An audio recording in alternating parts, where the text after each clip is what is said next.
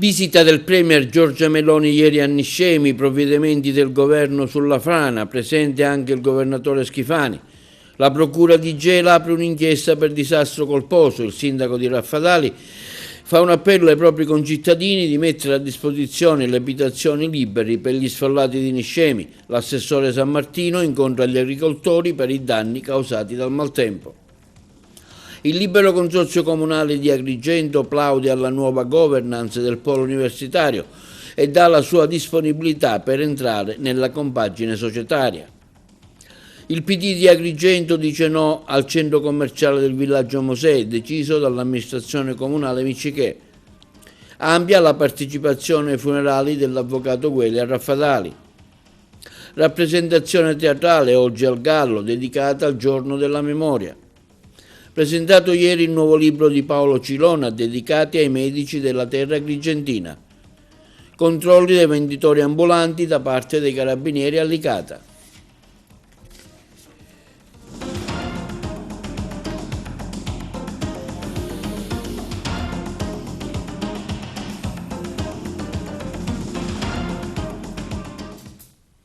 Buongiorno, benvenuti col nuovo appuntamento di TV Notizie di oggi 29 gennaio, giovedì.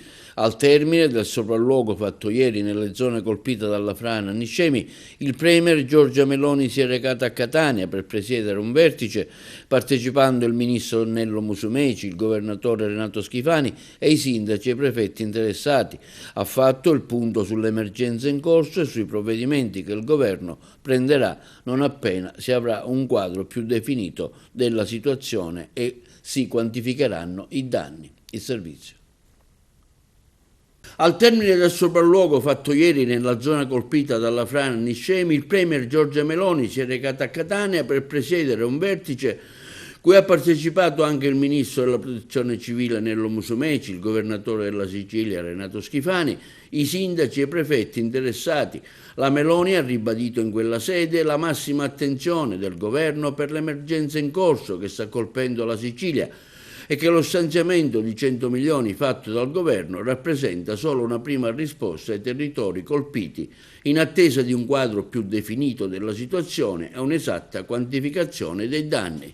Ho approfittato per recarmi a Niscemi, che pure sorvolavo, e poi ho deciso alla fine di scendere per andare a parlare col sindaco, perché lì la situazione è particolarmente complessa, oggettivamente. Quindi, vista di persona, è ancora più impattante di immagini che già sono abbastanza significative. Abbiamo fatto un punto di situazione con il sindaco, con la protezione civile. Apro e chiudo parentesi, voglio ringraziare Fabio Ciciliano, tutta la protezione civile per un lavoro che è stato fatto oggettivamente straordinario, intanto di prevenzione, perché i piani di prevenzione hanno funzionato bene e questa è la ragione per cui noi oggi parliamo di ricostruire e non piangiamo delle vittime, e quindi credo che vada dato atto al lavoro straordinario della protezione civile e poi ovviamente anche per la velocità con la quale si cerca di affrontare tutte le questioni. Dicevo, la situazione in Niscemi è particolarmente complessa.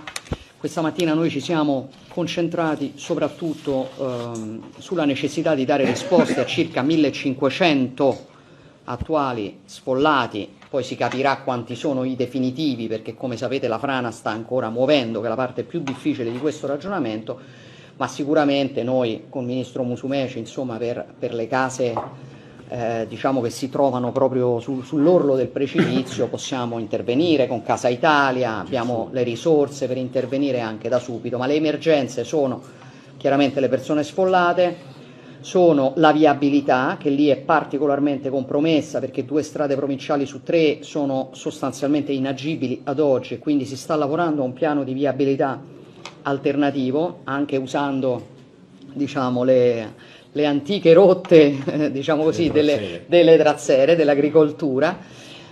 Ci sono 3 scuole nella zona rossa tra elementari e asilo, vorremmo tentare anche qui di dare risposte immediate per cercare il prima possibile di restituire alla cittadinanza una normalità, anche la possibilità dei bambini di andare a scuola. C'è il problema della rete energetica, particolarmente del gas, sulla quale pure si sta lavorando da subito. Anche qui vale la pena ricordare che Genio Civile, Genio Militare, anche ANAS e privati che hanno dato la loro disponibilità, sulle case per esempio cito Lance che ha già dato la sua disponibilità a dare una mano, insomma si stanno tutti quanti muovendo. C'è una situazione legata agli allevamenti e quindi alla necessità di trovare il modo di abbeverare in particolare gli animali, perché chiaramente parliamo di una zona dove queste attività fanno un pezzo fondamentale di economia, alla quale pure stiamo cercando di dare risposte. Dov'è lì la situazione complessa? È nel fatto che finché non si ferma la frana, noi non siamo in grado di definire quale sia, diciamo, la parte di questa attuale zona rossa, che sono 150 metri, ma chiaramente molto precauzionali, che effettivamente diciamo va definitivamente perimetrata. Finché questo non accade, il lavoro sulla messa in sicurezza e sulla ricostruzione diciamo totale non si può iniziare. Ora io su questo ho stressato molto i miei interlocutori questa mattina per cercare di rimetterci seduti al tavolo nel minore tempo possibile per poter dare risposte definitive alla popolazione. Ci siamo dati appuntamento tra massimo 2 settimane, sperando che chiaramente le condizioni meteo permettano diciamo, soprattutto alla sabbia, all'argilla di asciugarsi e quindi di sedimentare la situazione. Ma chiaramente siamo intenzionati, io sono intenzionata a dare risposte immediate. Voi sapete meglio di me, perché in questo territorio ci vivete, che diciamo Niscemi non è nuova a questi disastri. E diciamo il sentimento della popolazione rispetto a quello che è accaduto nel 1997 con indennizi che sono arrivati dopo 14 anni e definitivamente anche dopo 28 anni è qualcosa che, mi rendo conto, ha impattato giustamente sui cittadini e sulla aspettativa che i cittadini hanno dalla politica. Ecco, mi piacerebbe che insieme disegnassimo una storia completamente diversa e quindi il mio obiettivo è lavorare in velocità e dare risposte in velocità. Chiaramente per fare questo serve una filiera, non è una cosa che posso fare io da sola, che può fare il governo da solo, che può fare il ministro Musumeci da solo, che può fare il presidente Schifani da solo. Serve che ci lavoriamo tutti insieme, in buona fede, evitando le polemiche, perché qui tutti quanti abbiamo la stessa responsabilità, lo stesso obiettivo, che è dare risposte ai nostri cittadini. E sul vertice con la Premier Giorgia Meloni a Catania sentiamo adesso il governatore Renato Schifani, che ha ribadito l'impegno della Regione, che farà la sua parte dando risposte immediate. Previsto, ha dichiarato il governatore, un primo ristoro alle famiglie non inferiore a 5.000 euro. Regione e Governo nazionale procedono insieme per fronteggiare l'emergenza maltempo che ha colpito duramente la Sicilia orientale con il ciclone Harry. È quanto emerso dal vertice che si è tenuto a Catania tra il presidente della regione siciliana Renato Schifani e la presidente del Consiglio Giorgia Meloni, presente sull'isola per un sopralluogo nelle aree più colpite. Il Premier ha voluto visitare, sorvolare i luoghi dall'alto e poi fare questo utilissimo incontro che abbiamo naturalmente molto apprezzato tutti presenti, confermando l'impegno, ma non vi era dubbio, del Governo nazionale di fare la propria parte, invitando anche noi a collaborare, cosa che stiamo facendo. La valutazione dei danni sarà fatta gradualmente con rigore e arriveranno naturalmente le somme, quelle giuste ovviamente. Anche la Regione Sicilia farà la propria parte, lo ha confermato in questa riunione. L'obiettivo principale è quello di dare risposte immediate a coloro i quali hanno subito danni, e questo la Regione lo sta facendo, mettendo in campo sin da ieri risorse approvate in aula di ben 90 milioni. Detto questo, i bandi arriveranno a breve per quanto riguarda la Regione, le persone avranno al più presto, entro poche settimane, un ristoro non inferiore a 5.000 euro, e poi chi vuole avviare un'attività commerciale ci sarà un ulteriore bando che prevederà contributi a fondo perduto. Poi c'è un riesame di tutta l'attività delle coste da ricostruire e tutelare il turismo strategico della nostra regione, che è quello della costa ionica, di Taormina eccetera, da evitare un crollo del turismo in quella zona che costituisce un polo attrattivo, elemento determinante per il PIL siciliano. La nostra task force sta valutando tutte le ipotesi con l'obiettivo di utilizzare al meglio le risorse pubbliche nel rispetto delle leggi e delle procedure. Alla riunione hanno partecipato tra gli altri gli assessori regionali competenti, i vertici della Protezione Civile, dell'IRFIS e della struttura per il contrasto del dissesto idrogeologico, oltre ai dirigenti dei dipartimenti coinvolti nella gestione dell'emergenza. La cabina di regia tornerà a riunirsi lunedì 2 febbraio alle 11 per proseguire il lavoro di coordinamento e accelerare l'erogazione degli aiuti. E intanto la Procura della Repubblica di Gela ha aperto un'inchiesta per disastro colposo in relazione ai gravi eventi franosi che hanno colpito proprio Niscemi e portando all'evacuazione circa 1500 persone. Il procedimento, al momento contro ignoti, è affidato a 2 sostituti procuratori e coordinato dal procuratore capo Salvatore Vella. L'indagine punta a verificare eventuali responsabilità legate alla gestione del rischio idrogeologico e alle misure di prevenzione adottate nei vari anni. Anche il parlamentare nazionale Angelo Bonelli di Alleanza Verdi e Sinistra, nel corso della sua visita ai luoghi colpiti dalla frana a Niscemi, ha annunciato che chiederà alla Camera di istituire una commissione d'inchiesta proprio sul caso Niscemi e nel contempo oggi anche l'esercito italiano è arrivato a Niscemi con il genio militare per fare una serie di lavori, una serie di opere in campo nei luoghi colpiti dalla frana che ha distrutto diverse aree del centro del Niscemi.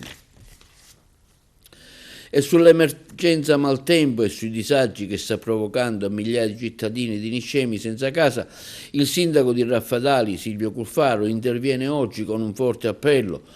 A nome dell'amministrazione comunale di Raffadali invito tutti coloro che dispongono di abitazioni attualmente non occupate, anche per soli brevi periodi, a manifestare la propria disponibilità, a metterla a disposizione delle famiglie sfollate. Queste persone stanno affrontando una crisi inaspettata, lontani dalla sicurezza delle loro case e dai punti di riferimento che hanno sempre conosciuto. In momenti come questi, afferma Cuffaro, un gesto concreto può fare una differenza enorme. Offrire un tetto significa garantire dignità, stabilità e serenità a chi ha perso tutto nel giro di poche ore. Se desiderate aderire a questa iniziativa di solidarietà, vi invitiamo a contattare il Comune di Raffadali. Potete farlo presso gli uffici comunali o attraverso i canali ufficiali dell'ente.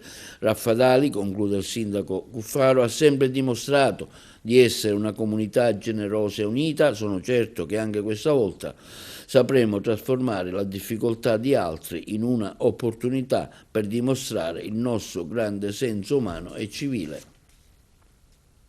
E l'assessore regionale all'agricoltura Luca Sammartino ha incontrato i sindacati e le associazioni di categoria per fare il punto sui danni causati dal ciclone Harry nella sede dell'assessorato a Palermo. L'incontro ha avuto l'obiettivo di valutare i danni, definire il metodo di lavoro per supportare le imprese agricole e le comunità colpite. Abbiamo fatto il punto della situazione, ha dichiarato l'assessore Sammartino, in modo da lavorare insieme per trovare soluzioni concrete. Nei prossimi giorni emaneremo un avviso con le linee guida su come effettuare le segnalazioni. Inoltre, di concerto con le organizzazioni, effettueremo dei sopralluoghi sul territorio, garantiremo risorse certe e tempi celeri. Siamo già al lavoro. E il presidente del Libero Consorzio Comunale di Agrigento, Giuseppe Pendolino, esprime soddisfazione per la nomina di Raffaele Sanso alla vicepresidenza del Polo Universitario, manifestando la disponibilità dell'ente a rientrare all'interno del Polo Universitario di Agrigento per contribuire sia economicamente che professionalmente alla crescita dell'Università Agrigentina. Pendolino ha anche auspicato che l'ASP di Agrigento possa fare altrettanto il nostro servizio. Il presidente del Libero Consorzio Comunale di Agrigento, Giuseppe Pendolino, esprime soddisfazione per la nomina di Raffaele Sanso alla vicepresidenza dell'Equa Empedocle Consorzio Universitario di Agrigento. Sanso, già commissario straordinario dell'ex provincia regionale, era stato designato quale componente del Consiglio di amministrazione del Consorzio Universitario, con le funzioni di vicepresidente dal sindaco di Agrigento Miccichè. Oggi la ratifica della nomina da parte dell'Assemblea dei Soci, che ha visto la partecipazione di Giuseppe Pendolino nella duplice veste di sindaco di Aragona e presidente del Libero Consorzio Comunale di Agrigento. Con la riconferma di Giovanni Perino alla presidenza e la nomina di Raffaele Sanso alla vicepresidenza, Afferma il presidente Pendolino, si ricompone così il CDA dell'Equa. Sono certo che la nuova governance saprà portare avanti con forza e determinazione le istanze del territorio. In qualità di presidente del Libero Consorzio di Agrigento, ho manifestato la disponibilità dell'ente a rientrare all'interno dell'Equa per contribuire sia economicamente che professionalmente alla crescita dell'Università Agrigentina. Il Libero Consorzio Comunale ha infatti la possibilità di poter intervenire con professionalità idonee per sostenere un vero cambio di rotta. Sono altresì soddisfatto perché i nostri ragazzi potranno avere la certezza di potersi iscrivere ai corsi di laurea che offre il nostro polo universitario, evitando così costosi trasferimenti fuori sede, disagi alle famiglie. Questo significa garantire un vero e proprio diritto allo studio. Mi auguro, afferma Pendolino, che anche l'ASP di Agrigento possa fare la nostra stessa scelta in considerazione del fatto che ad Agrigento è attivo un corso di laurea in scienze infermeristiche. Anticipo che già c'è stato un primo contatto e si è percepita una certa disponibilità da parte dell'azienda sanitaria. E il circolo Vittoria Giunti del Partito Democratico di Agrigento dice no alle scelte urbanistiche dell'amministrazione comunale di Agrigento e al nuovo piano di edilizia privata e a un mega progetto per la realizzazione di strutture commerciali nella zona del villaggio Mosè, una delle poche aree rimaste ancora indenni dalle costruzioni di servizio. Il Partito Democratico di Agrigento, attraverso il circolo Vittoria Giunti, interviene oggi su quanto sta facendo il Comune nel campo dell'urbanistica. Con gli ultimi colpi di coda, l'amministrazione uscente di Franco Miccichè continua la cementificazione massiccia del territorio agrigentino. Dopo il via libera alle finte casette con orto nella zona di Cannatello e Zingarello, in questi giorni con diverse delibere dirigenziali è stato dato il via a una pesante attività di lottizzazione edilizia privata e a un mega progetto per la realizzazione di strutture commerciali nella zona del villaggio Mosè, una delle poche aree rimaste ancora indenni dalle costruzioni. Tutto questo in una città che ha un patrimonio edilizio sovrabbondante, che non necessita di nuove case e centri commerciali, stante il declino demografico in essere da più di 20 anni. La popolazione di Agrigento, afferma il circolo Giunti del PD, è passata da circa 59.000 abitanti nel 2003 a poco più di 55.000 nel 2024. Una nuova ondata di case e un nuovo centro commerciale avranno il doppio effetto di deprimere ancora di più il valore degli immobili, contribuire all'ulteriore svuotamento del centro città dalle piccole attività commerciali. Le autorizzazioni rilasciate saranno in regola con la normativa vigente, almeno ce l'auguriamo, ma sicuramente sono figlie dell'inattività dell'attuale maggioranza di governo che ha totalmente disatteso le direttive al PRG approvate dal passato Consiglio Comunale e ha bloccato volutamente e con protervia la possibilità di redazione di un nuovo piano urbanistico generale. Ricordiamo, continua la nota stampa del PD, che il nuovo PUG, dovendo recepire la normativa urbanistica che impone zero consumo di suolo per la nuova attività edilizia, dovrà indirizzare i privati operatori economici verso il recupero, la rigenerazione urbana dell'attuale patrimonio abitativo e commerciale, evitando nuove aggressioni alle aree libere. Queste autorizzazioni di oggi, così come la vergognosa vicenda della devastazione della Villa del Sole, sono un'evidente conferma dell'assenza di qualunque visione da parte dell'attuale sindaco e delle forze che lo sostengono sulla tutela del territorio e la salvaguardia del verde pubblico. Tutto è finalizzato al puro interesse speculativo di privati e in qualche caso con potenti aderenze con la politica locale. Ampia e commovente è stata la partecipazione di tanti amici e conoscenti che ieri hanno partecipato alla manifestazione di lutto che si è svolta a Raffadali per l'avvocato Gianfranco Gueli.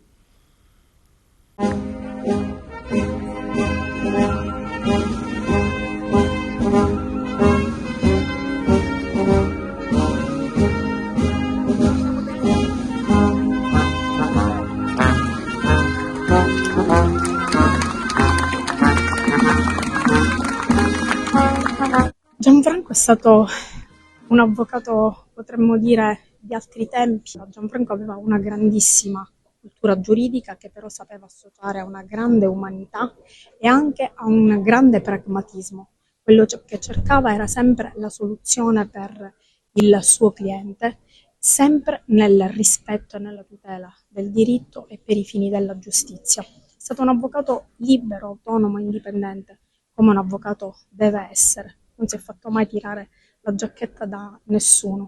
Fatale perde un grande uomo che ha servito la sua comunità, un uomo che è stato un grande avvocato della nostra comunità e che prematuramente ci ha lasciato. Oggi salutiamo un amico, un compagno, che ha fatto parte, che ha fatto la storia di questo paese. Un uomo legato ai suoi valori, legato ai valori del Partito Comunista, ai valori della società, sempre pensando al benessere degli altri per non lasciare nessuno indietro, lottando assieme per far progredire questa nostra città che negli anni è stata all'avanguardia, sia dal punto di vista culturale, sia dal punto di vista della realizzazione delle opere pubbliche. Grazie Gianfranco per quello che ci hai dato. Lui poi era molto legato a Totò Di Benedetto, legatissimo, e credo che anche gran parte di quello che poi è diventato lui, ma siamo diventati anche noi, è stata questa presenza forte di Di Benedetto. Per la sua capacità di entrare dentro le questioni, era un ragionatore, una persona. Io credo che con la sua scomparsa ci sia un danno per la cittadinanza, perché la politica come la intendeva lui è una politica fatta di cose concrete che guardano alla soluzione dei problemi e soprattutto guardano alla condizione di vita delle persone. Se n'è andato un grande compagno e in tutta la sua vita ha avuto la capacità di essere coerente e anche con una grande tenacia. E Raffaele oggi perde una grande personalità e con commozione lo voglio salutare e ricordare perché è giusto. Franco per me era anche un punto di riferimento, un uomo con cui ci si confrontava spesso perché persona intelligente, capace, loquace, di grande riflessione politica, un grande dirigente politico, un grande avvocato. È stato il mio papà. Non riesco a dire altro. Grazie. Non riesco a dire altro. E si è svolta stamani presso l'auditorium dell'Istituto Gallo di Agrigento una manifestazione teatrale dell'Associazione Concordia di Agrigento dedicata al giorno della memoria. Oggi allo Sciascia Gallo si ricorda il giorno della memoria con una manifestazione teatrale che coinvolge anche i ragazzi. Ecco quanto sono importanti queste iniziative prese per il vostro istituto. Ovviamente è importantissimo ricordare e celebrare questa giornata e farlo nel modo più coinvolgente per i nostri ragazzi. Rientra tra le attività dell'educazione civica, ma soprattutto rientra in quel contesto educativo che vuole sensibilizzare le nuove generazioni su tutte quelle problematiche relative alla mancanza di rispetto nei confronti dell'altro, nella privazione della libertà dell'altro e nel disprezzo dell'altro, della sua etnia, della sua differenza. E questo è fondamentale per noi e oggi lo vogliamo fare grazie all'Associazione Culturale Concordia di Agrigento in una maniera diciamo teatrale, considerando che i brani, le musiche, le canzoni, le manifestazioni artistiche che oggi saranno proposti ai ragazzi del Gallo Sciascia sono un modo molto efficace di trasmettere emozioni, di trasmettere sensazioni, ma di stimolare soprattutto la riflessione, soprattutto in questo periodo, in questo momento storico in cui purtroppo non abbiamo esempi positivi né a livello locale né a livello internazionale, dove sembra prevalere la forza del potente sull'altro, dove sembra prevalere la prepotenza e la consapevolezza di essere migliori migliori rispetto agli altri, e invece noi tutto questo, agendo dai più giovani, vogliamo combatterlo, perché tutti dobbiamo lavorare per una società più giusta, per una società più autentica, dove l'amore, il rispetto per l'altro e per le sue idee siano fondamentali. Logicamente ricordare la Shoah è anche un obbligo, perché l'eccidio compiuto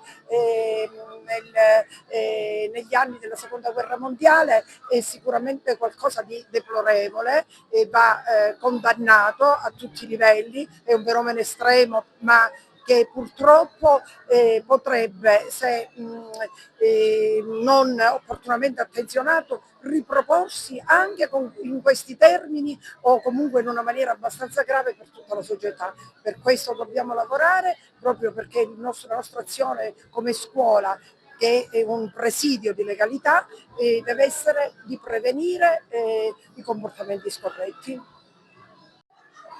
Oggi in campo qui all'Istituto Gallo Sciascia con una manifestazione per ricordare il giorno della memoria.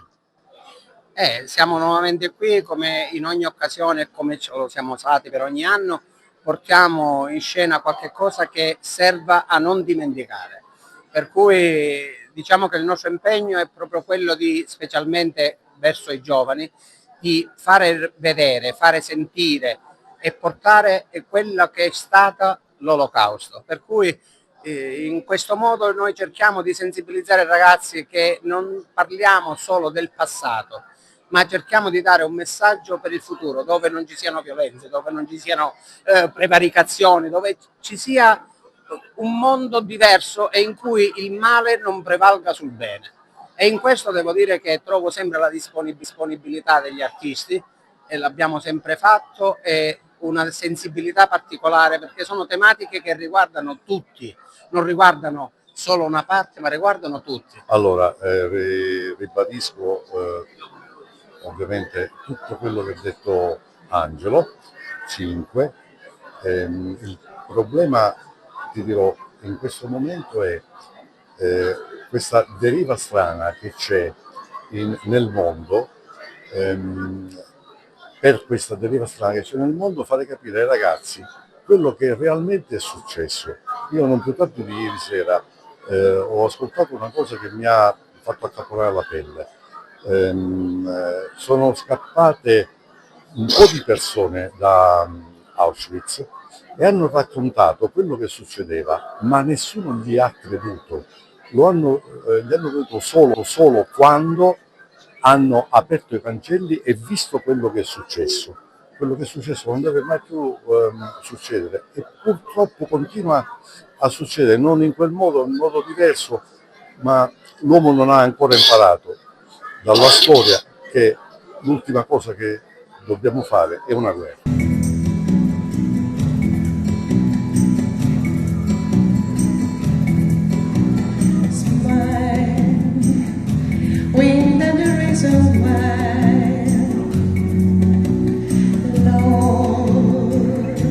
As if you were a child, smile, no matter what to tell you. Don't listen to the world to see, 'cause life has built it that way. Tears, say time to wait from tears. Linea alla regia per la pubblicità. Presentato ieri il libro di Paolo Cilona presso la Sala Zeus del Palacongressi di Agrigento dal titolo Medici della terra agrigentina. Noi abbiamo seguito l'iniziativa. Dottore Cilona, oggi si presenta il suo libro dedicato a tanti medici famosi agrigentini. È una giornata molto importante sul piano storiografico, perché parleremo di tanti medici che hanno lasciato una traccia indelebile del loro impegno professionale, medico, ma anche istituzionale, perché gran parte dei medici sono stati anche sindaci, deputati, sono stati anche presidenti, governatori di associazioni importanti come il Lion del Rotary, quindi personaggi da mettere alla luce, perché ci hanno lasciato esempio del loro impegno. Qua nasce l'idea di fare questo libro dedicato ai medici agrigentini. Niente, per ricordare ad esempio Acrone, il più grande medico che è nato nel 480 a.C., poi da Empédocle, poi da Serroi, poi il medico Parisi che ha salvato la gamba a Garibaldi, poi c'è il medico che ha salvato la vita al grande poeta e scrittore Quasimodo, sono tanti personaggi e soprattutto il medico che aveva scoperto il raggi X, che è un cane catanese che si chiama Antonino Sciascia. Quindi come vedete sono tanti i medici che hanno portato beneficio alla collettività e alla comunità della nostra provincia. Tra i contemporanei? Tra i contemporanei pochissimi, perché sono tutti un po' anziani nella storia, perché si sono laureati, sono stati medici condotti, ufficiali sanitari, medici ospedalieri, medici anche primari e soprattutto anche docenti universitari. So che già sta pensando al prossimo libro. No, sto continuando a questa opera perché ho altri nomi di medici famosi, come ad esempio Fricia di Sciacca, oppure un altro che è importante che fu professore d'università a Torino. Quindi come vedi sono tanti altri medici che meritano la nostra attenzione. Presidente, lei ha questa presentazione del libro di Paolo Cirona dedicato proprio ai medici che sono distinti agrigentini. Ma tutta la classe agrigentina che si è distinta e che purtroppo non c'è più, che ci ha dato tanto, ci ha insegnato tanto e che è importante conoscerli e sapere tutto quello che hanno fatto, perché guardando al passato possiamo costruire il futuro ed ecco, da loro c'è molto da imparare. Noi quest'anno è il 115° anno dalla nascita dell'istituzione Ordine dei Medici e quindi approfittiamo di questo momento per celebrare questo anniversario. E quindi è mio onore di essere il rappresentante di questa classe medica, di questa classe che tanto ha dato e speriamo tanto darà. Un esempio per i più giovani che si avviano all'attività medica. L'amore per il prossimo, dedizione, costanza, passione e competenza. Lei è tra i relatori di questa presentazione del libro del professor Paolo Cirona dedicata proprio ai medici agrigentini illustri. Sì, va bene, io ho scritto una prefazione a questo libro che presenta il dottore Cirona oggi e lui gentilmente mi ha invitato a essere presente stasera. Dirò qualcosa sempre sui medici agrigentini e sulla storia dell'Ordine dei Medici di Agrigento, perché questa è un'opera molto importante, perché io ho scritto pure qualcosa, un piccolo saggio con molti meno medici, mentre il dottore Cirona ne ha fatto credo almeno 130, tanti quanti sono gli anni di esistenza dell'Ordine dei Medici. Quindi ha fatto un gran lavoro. Penso che sarà durato molto tempo, ma lui è un appassionato di storia ed è importante perché l'Ordine dei Medici di Agrigento, quando io ho scritto il mio, mi sono accorto che non aveva un archivio storico. Molti ordini ce l'hanno e questo può essere l'avvio di questa storia della medicina in questa città. Un giorno una giovane disse al suo uomo: perché sei venuto ad abitare da me? Sei un abusivo, vai via! Questa è proprietà mia. Era tua, adesso è anche mia. Ti ripeto di andartene alla festa, non voglio più vederti a casa mia. Ma la porta era spalancata. È stato un colpo di vento, burrascoso. Proprio un colpo di vento mi ha fatto venire qui dentro. E vi sono rimasto, perché gli anticorpi non hanno posto alcuna resistenza. E poi sono molto desiderato dalle tue cellule impazzite per me. Ma io lo spero con pazienza e coraggio per rendere forti gli anticorpi e curare la follia delle cellule. Sarà difficile, lo so. Sarò aggredita, ci saranno giorni di prostrazione, di cattivo umore, ma risorgerò con l'amore per la vita e tornerò di buon umore. È molto difficile battere i miei geni. E non chiamarli geni, non sopporto che siano geniali nel far del male. Comunque, io con ogni mezzo combatterò e vincerò. Intanto io resto a casa tua e se mi vuoi sfrattare, chiama chi ti pare. Chiamerò in aiuto le forze dell'ordine che in questo caso sono le mie energie. Esse vogliono far tornare tutto in ordine. Non sopportando il disordine fatto da te, ti sarà sbattuta la porta in faccia.